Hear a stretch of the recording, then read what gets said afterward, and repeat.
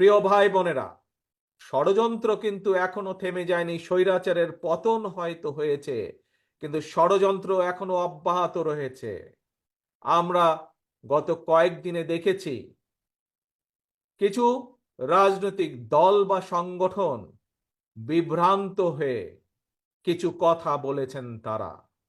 প্রিয় সহকর্মীবৃন্দ, প্রিয় উপস্থিত ভাই ও বোনেরা, আমি মনে করি, আমি বিশ্বাস করি যে একটি প্রতিবেশী দেশের ফাঁদে পা দিয়েছে আমাদের সেই রাজনৈতিক দলগুলো বা সেই রাজনৈতিক সংগঠনগুলো।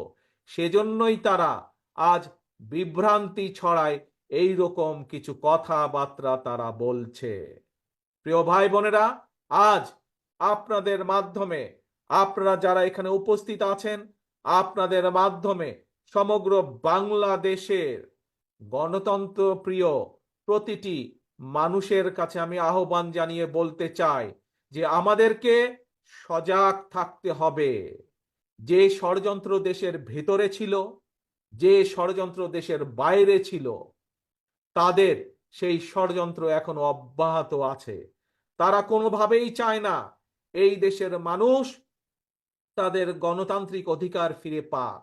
কারণ একটু আগেই আপনাদের বলেছি আমি, দেশের মানুষ যদি গণতান্ত্রিক অধিকার ফিরে পায়, তাহলে এই দেশের মানুষ রাজনৈতিকভাবে শক্তিশালী হতে পারবে। তাহলে এই দেশের মানুষ ধীরে ধীরে আস্তে আস্তে শক্তিশালী অর্থনৈতিক বুনিয়াদ গড়ে তুলতে পারবে। এবং দেশের মানুষ যখন অর্থনৈতিকভাবে, প্রতিটি সাধারণ মানুষ যখন অর্থনৈতিকভাবে শক্তিশালী হতে পারবে, নিজ মেরুদণ্ড সোজা করে দাঁড়াতে পারবে, তখন এই ষড়যন্ত্রকারীদের সব প্ল্যান প্রোগ্রাম ভেস্তে যাবে। সেই জন্যই ওই ষড়যন্ত্রকারীরা চায় না, সেই জন্যই দেশের ভিতরে এবং দেশের বাইরে থেকে যারা কলকাঠি নাড়ছে, তারা চায় না যে এই দেশের মানুষ গণতন্ত্র ফিরে পাক। প্রিয় ভাই বোনেরা, কিন্তু এই দেশের মানুষই 1971 সালে যুদ্ধ করে দেশ স্বাধীন করেছে। এই দেশের মানুষ 90-এ আন্দোলনের মাধ্যমে স্বৈরাচারের পতন ঘটিয়েছে।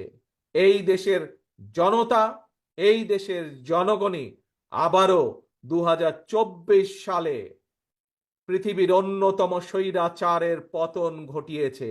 শুধু পতনই ঘটায়নি, স্বৈরাচারকে এই দেশ থেকে বিতাড়িত করে দিয়েছে। এখন প্রিয় ভাই বোনেরা, আজ এটি হচ্ছে জনগণের সময়। এখন এটি বাংলাদেশের জনগণের দেশ। কাজে আজকে জনগণকে সচেতন হতে হবে, জনগণকে সিদ্ধান্ত নিতে হবে।